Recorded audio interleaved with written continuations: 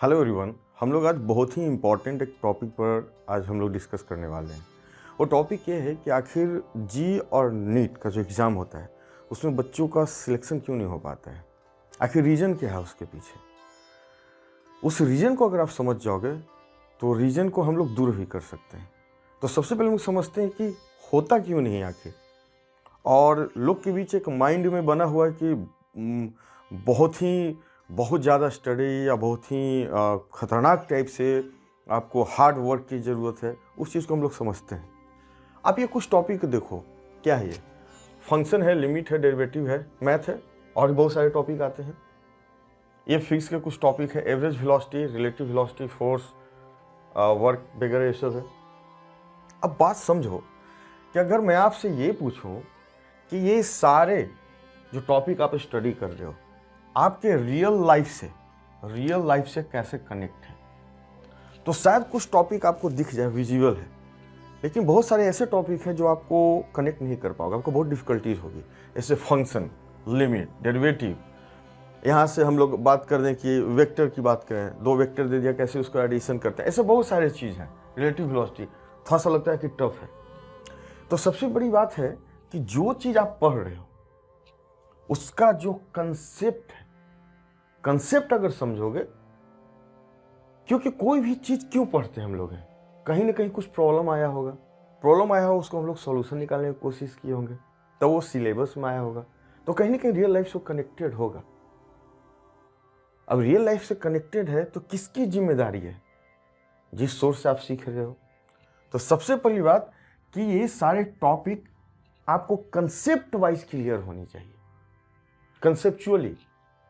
तो आप खुद से पूछो क्या रियल लाइफ से ये सब टॉपिक आपके कनेक्टेड है, आपको खुद आंसर मिल जाएगा। दूसरी बात है कि आप स्टडी क्यों कर रहे हो, जी नीट या बोर्ड एग्जाम निकालने के लिए। आप देखो कि जो प्रीवियस ईयर के क्वेश्चन है, खास करके मैं कॉम्पिटिटिव एग्जामिनेशन की बात कर रहा हूँ, क्या वो डायरेक्टली फार्मूला बेस्ड क्वेश्चन होते हैं? ऐसा है क्या कि अगर आप वर्डन निकाल रहे हो तो F.S है, इस बार फोर्स का और डिस्प्लेसमेंट का वैल्यू कुछ और दिया, नेक्स्ट ईयर वही देने वाला है? नहीं, वो जो आपने स्टडी किया है कि वर्क डन क्या होता है, उसके पीछे का कंसेप्ट कैसे आपने डिराइव किया है उसको, उस कोर कंसेप्ट से क्वेश्चन को फॉर्मुलेट किया जाता है। यानी फिर बात कहाँ है? कंसेप्ट समझना बहुत जरूरी है। कभी आपने देखा है कि एवरेज वेलोसिटी निकालना है, नॉर्मल दो वेलोसिटी दे दिया, टाइम दे दिया? नहीं, आपको कुछ ऐसे स्ट्रक्चर में क्वेश्चन को रखा जाएगा कि आपको समझना होगा कि एवरेज वेलोसिटी होता क्या है, कैसे हम लोग निकालते हैं। आप डेरिवेटिव लगाते हो, dy/dx निकालते हो, d2y/dx² निकालते हो, मैक्सिमम मिनिमम निकालते हो। उसके पीछे आप समझो क्यों हो रहा है, क्योंकि क्वेश्चन जब लैंग्वेज बेस्ड बोलेगा तो कंसेप्ट अगर आपका क्लियर है कि मैक्सिमम मिनिमम क्यों निकालते हैं। कभी आपने सोचा है कि मैक्सिमम d2y/dx² लेस देन 0 है तो क्यों होता है? अगर आप नहीं सोचे हो तो क्वेश्चन जब कोर कंसेप्ट से आता है तब आप फंसते हो। तो फिर कहाँ बात आई? कंसेप्ट की बात आई। यानी जो भी चीज पढ़ रहे हो कैसे हमारे रियल लाइफ से कनेक्टेड है, उसका कंसेप्चुअल पीछे कंसेप्ट क्या है वो समझना बहुत जरूरी है। लोग बार बार बोलते हैं कि टिप्स एंड ट्रिक्स चाहिए। क्या होता है टिप्स एंड ट्रिक्स? बेसिक जो आपके पास जो फॉर्मूला है, अब उससे रिलेटेड ट्विस्टेड आपसे क्वेश्चन कोई करता है। प्रोजेक्टाइल मोशन ही ले लो, थीटा एंगल से प्रोजेक्ट कर रहा है, कोई ऊपर से सर्टेन हाइट से कर दिया, अब आप उसको डिराइव करते आओगे, एक शॉर्ट फॉर्म आ जाएगा डेरिवेशन का रिजल्ट का। अब उसको आप याद कर रहे हो, हर एक चीज को शॉर्ट फॉर्म को याद कर रहे हो। खास करके मेडिकल वाले को बोल रहा हूं, ये बिल्कुल ही टफ नहीं है। अगर आप 10th पढ़े हो, थोड़ा भी ढंग से पढ़े हो, आपका जो ब्लॉक ऑफ जो नॉलेज है उसी को बिल्ड किया जाएगा। ये डिपेंड करता है कि कौन आपको पढ़ा रहा है। इसलिए टिप्स एंड ट्रिक्स, जितना समय टिप्स एंड ट्रिक्स के चक्कर में रहते हो कि कितना मेमोराइज करोगे। मेमोराइज करने से बेहतर है कि उस कंसेप्ट को आप समझ लो। बहुत सारे चैप्टर हैं। अब बात है कि फॉर्मूला याद करना कि चाहिए कि नहीं। जो बेसिक डेरिवेशन है F=a में वर्क का है, वो तो आप कंसेप्ट सीखते सीखते फीड हो जाएगा, या कुछ न्यूमेरिकल लगाओगे तो बेसिक फीड हो जाएगा।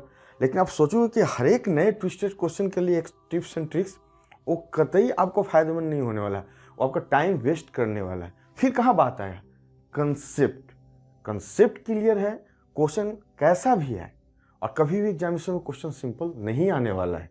वो ये नहीं चेक करता है कि आपको निकालने आता है कि नहीं 2 इंटू 3 6, वो ये चेक करना चाहता है कि 2 इंटू 3 लिखने के पीछे जो आपकी सोच है, जहाँ तक आप लिखना चाहते हो 2 इंटू 3, वर्क डन की अगर बात बोलें तो आप जो लिखना चाहते हो 2 इंटू 3, ये जो आप समझ चुके हो ना वर्क डन कैसे निकालते हो, वो कैसे आ रहा है, ये डॉट प्रोडक्ट कैसे आ रहा है, ये अगर समझ गए तो सारा फिर कोई दिक्कत ही नहीं है।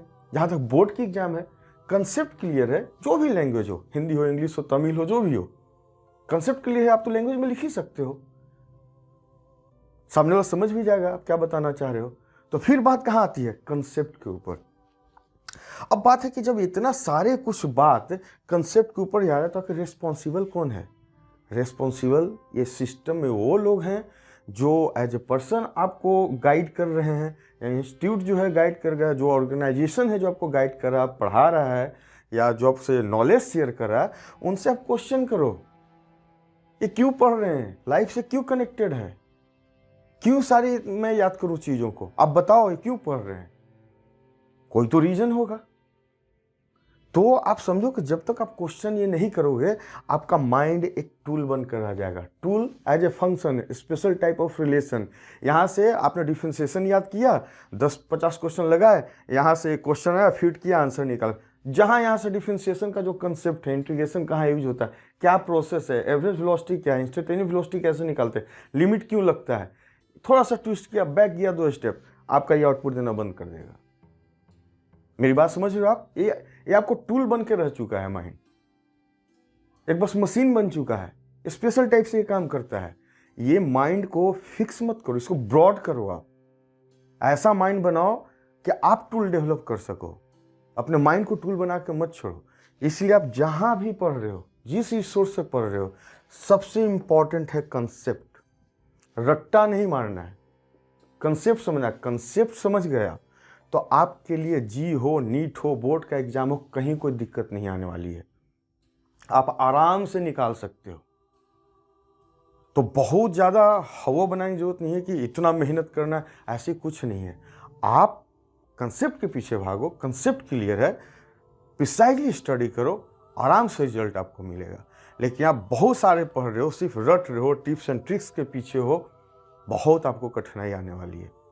इसलिए मैं आपसे एक ही रिक्वेस्ट करूंगा कि आप मेरे पास जो भी ट्यूटोरियल बनता है, मेरी कोशिश रहती है कि कंसेप्ट के साथ, कंसेप्ट क्लियर होगा, हम लोग साथ में न्यूमेरिकल भी करेंगे, न्यूमेरिकल करेंगे, सर्टेन आपको क्लियर हो जाएगा, तो न्यू टाइप से कोई भी क्वेश्चन फॉर्म हो के आता आप आराम से बना सकते हो। तो इसीलिए बार बार इस चीज़ को हम लोग बोल रहे हैं कि नीट और जेई नहीं निकलने का रीज़न ये नहीं है आपके पास ब्रेन नहीं है, ये रीज़न नहीं है कि आप इंटेलिजेंट नहीं हो, ये रीज़न नहीं है कि आप हार्डवर्क नहीं कर रहे। रीज़न ये है कि जिस रिसोर्स से आप स्टडी कर रहे हो, वो रिसोर्स आपके माइंड को एक टूल बना के छोड़ दे रहा है। वो ये नहीं बताने की कोशिश कर रहा है कि इसके पीछे रीज़न क्या है।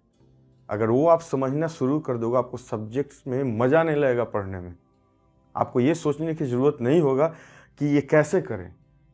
इसलिए जिस रिसोर्स से आप पढ़ रहे हो, प्लीज़ खुल के क्वेश्चन पूछो, ऐसा क्यों। होपफुली आपको ये बहुत हेल्पफुल होगा। और यदि आपको कोई सजेशन हो तो प्लीज़ आप कमेंट बॉक्स में लिखें, आप मुझे सजेस्ट करें। Thank you so much. Thank you.